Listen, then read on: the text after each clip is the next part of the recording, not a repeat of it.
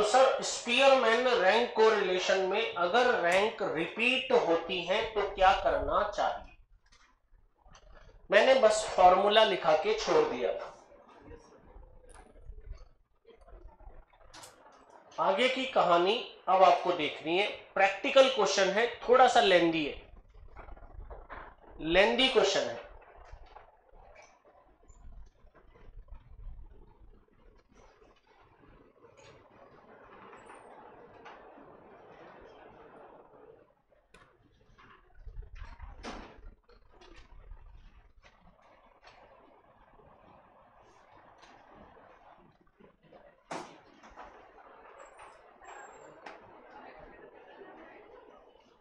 अरे जल्दी आ जाओ, कहां घूम रहे हो तुम लोग?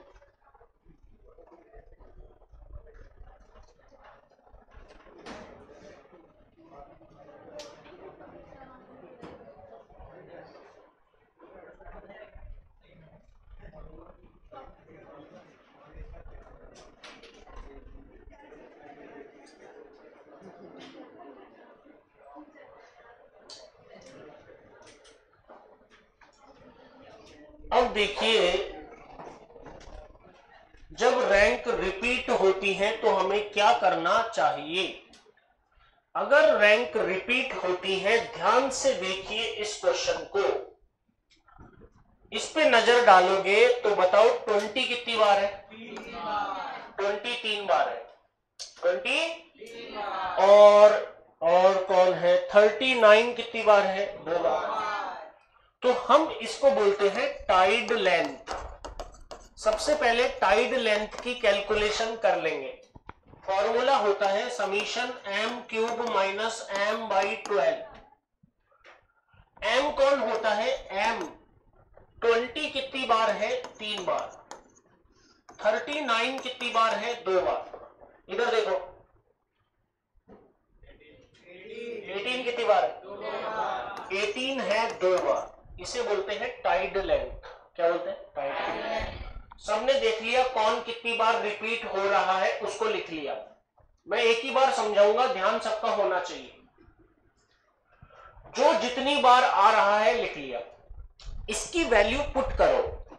पहला टाइड लेंथ बोलो, तो यहां 3 लगा दो। 3 क्यूब माइनस 3 अपॉन 12, m की जगह 3, बीच में प्लस क्यों? क्योंकि सिग्मा है, प्लस करें। अगली लेंथ बोलो, 2 क्यूब माइनस 2 अपॉन 12। अगली लेंथ बोलो वापस 2 क्यूब माइनस 2 अपॉन 12। ये कितना हो रहा है? 27 माइनस 3 24 अपॉन 12। 8 minus 2 6 upon 12। ये भी 6 अपॉन 12। ये हो गया 2 प्लस 0.5 प्लस 0.5, टोटल आ गया 3। टोटल कितना आ गया? ये मैं डी स्क्वायर में ऐड करूंगा। जो भी इसकी वैल्यू आती है वो किस में ऐड करना है? D square.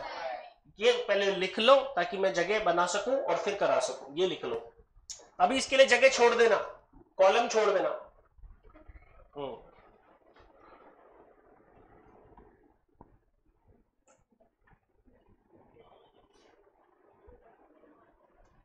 m cube minus m by 12 की कैलकुलेशन कर ली अपन ने पहले।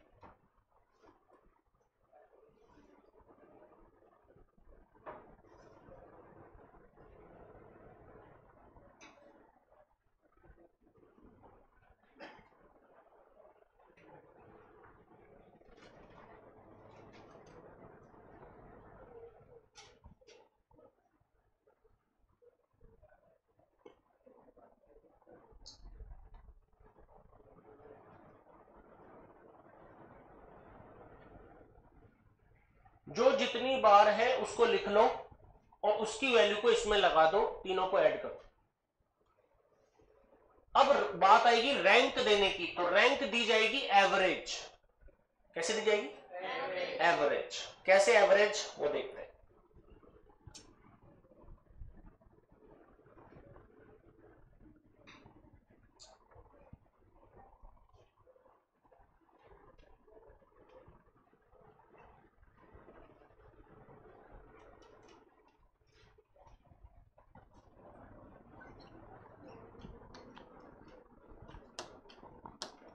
सुनो, सबसे पहले x को रैंक, उसके बाद y को रैंक, उसके बाद डी का स्क्वायर, ये प्रोसीजर। तो जब x को रैंक दे रहे हैं, सबसे हाईएस्ट बोलो, सबसे हाईएस्ट 60 को फर्स्ट रैंक, 56 को सेकंड रैंक, 52 को थर्ड रैंक। अब 39 कितनी बार है? 2 बार। तो इसको 4, इसको 5, ऐसे नहीं जाएगा, एवरेज जाएगा। 39 को 4 और 39 को 5, तो 4 और 5 का एवरेज हो गया 4.5, 4.5 और 4.5। 4 और 5 तक रैंक जा चुकी, तो अब शुरुआत किससे होगी? 6 से। किससे? 6 से। 6 किसको जाएगी? 20। 20 कितनी बार है? 6, 7, 8 एवरेज। 6 + 7 + 8 बाई 3, 3 का डिवाइड, 8 हो जाए 14, 7, 21, 21 में 3 का डिवाइड 7, तो इसको जाएगी 7, 7 और 7। अब 8 तक चली गई, 18 को क्या जाएगी? 9। 8 तक रैंक जा चुकी, तो 1, 2, 3, 4, 5, 6, 7, 8, 9 हो गया।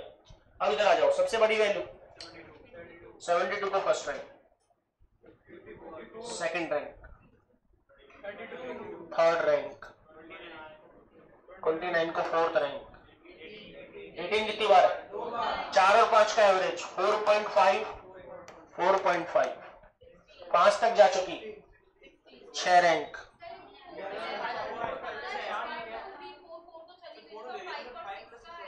अच्छा 5 और 6 का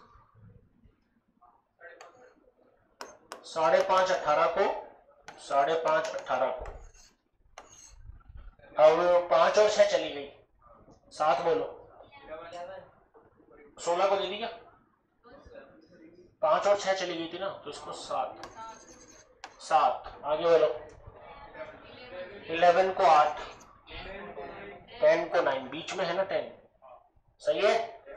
अब थोड़ा सा मैच करवाना है, ऊपर नीचे हो गया, 7 में से 8 गया -1, 1 में से 5.5 गया -4.5, 9 में से 2 गया 7, 3 में से 4 गया, 4.5 में से 1 गया 3.5, 7 में से 5.5 गया 2.5, नहीं 1.5,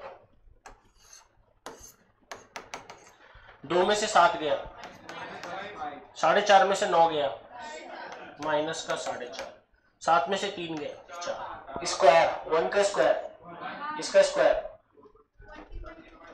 20.25, 7 का स्क्वायर 1 का स्क्वायर 12.25, 2.25, 25, 20.25, 16, सबको ऐड करो।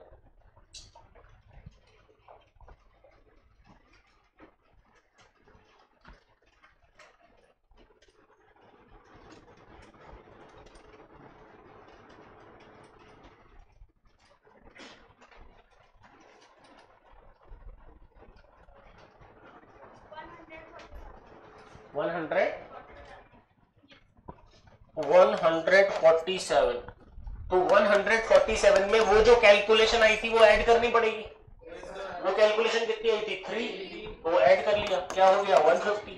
तो 1 - 6 × 150 अपॉन नंबर ऑफ ऑब्जर्वेशन 9 × 80, तो 1 - 900 अपॉन 720, 720 - 900 अपॉन 720 नेगेटिव में आ रहा है, 720 - 900 अपॉन 720 करो,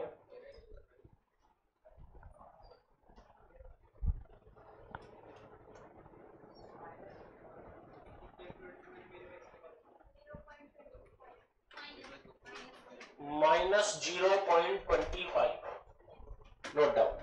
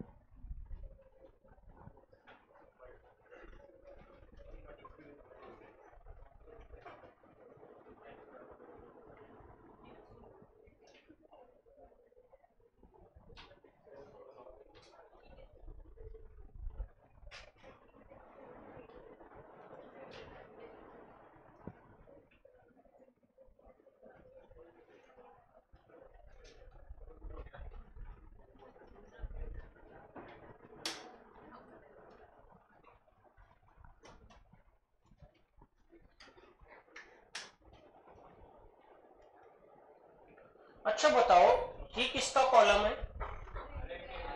अरे बोलो बच्चों। और ये अगर हमें रैंक का कॉलम ही डायरेक्ट दे रखा हो तो वापस रैंक देंगे या नहीं देंगे? नहीं देंगे। रैंक का कॉलम दे रखा है तो क्यों देंगे? वो तो अगर एक्स और वाई दे रखा हो तो रैंक देंगे।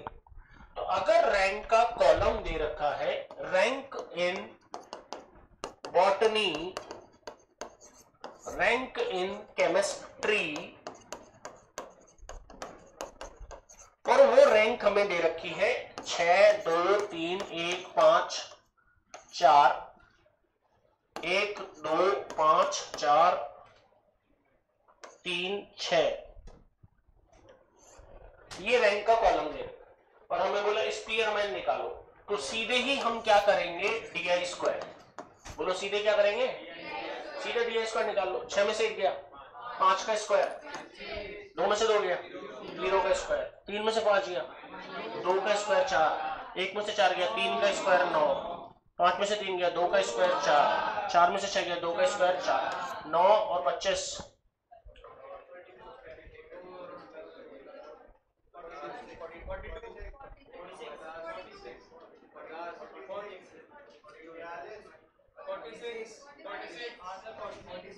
41 minus 6 into 46 upon number of observation 1 2 3 4 5 6 6 into 35, 6 से 6 गया 35 माइनस 46 अपॉन 35, एलसीएम ले लिया।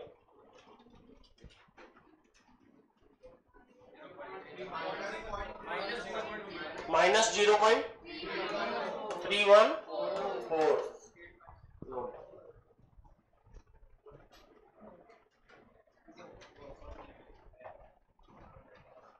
क्या ये रैंक किसी ऑर्डर में है? नहीं, अलग अलग ऑर्डर है। कभी कभी इसका ऑर्डर आ जाएगा 1 2 3 4 5, 1 2 3 4 5, तो करने की जरूरत नहीं है, मैं लिखवा देता हूं। अभी रैंक ऑर्डर में नहीं है, रैंक अलग अलग है।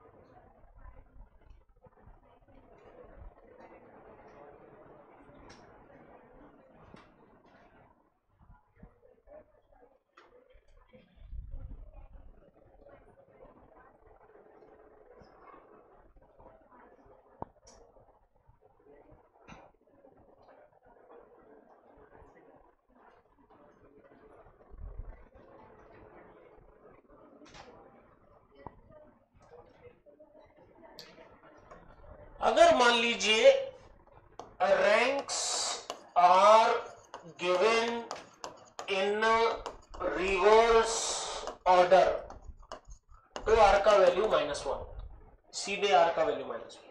Ranks are given in which order? अरे कहने का मतलब है आर एक्स और R Y 1 2 3 4 5 5 4 3 2 1, just reverse order. 1 2 3 4 5 उल्टा बोलो, तो करने की जरूरत नहीं है, सीधे आंसर क्या आएगा? -1। अगर बोलता है ranks are in same order, तो आर की value +1। R X R Y 1 2 3 4 5 6, 1 2 3 4 5 6, करने की जरूरत नहीं है, सीधे आंसर क्या होगा? Note down.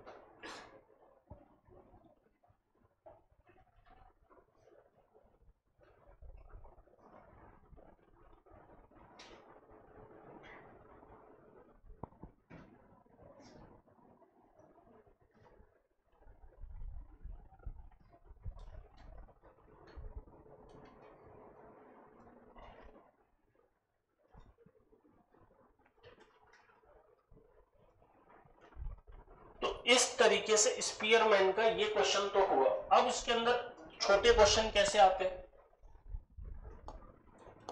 Some of square of difference of rank is 66 n equal to 8, find rank correlation.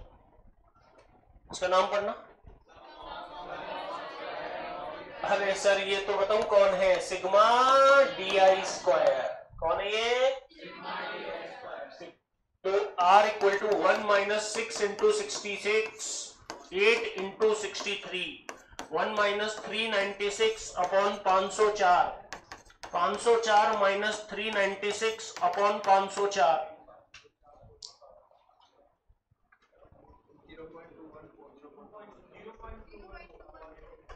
0.214। कभी कभी हमसे क्या पूछ लेगा? n। इसमें बताओ डी आई स्क्वायर दे रखा था, n दे रखा था, r आ गया। r दे रखा होगा, डी आई स्क्वायर दे रखा होगा, n पूछ लेगा। तो n किससे करेंगे? ऑप्शन से। किससे? ऑप्शन से पुट करेंगे। LHS इक्वल टू कब कब? जब n पूछेगा। क्या पूछेगा?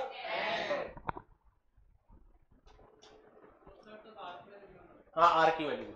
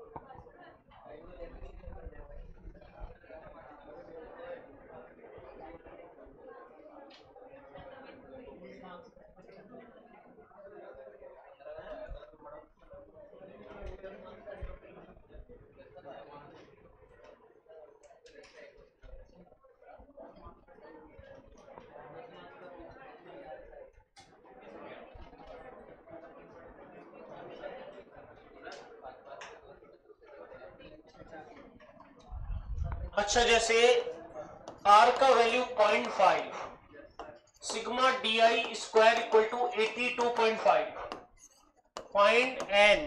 9, 10, 11, 12। ऑप्शन ट्राई करेंगे, हिट एंड ट्रायल। तो r की value 0.5, 1 minus 6 D I square, n square minus 1।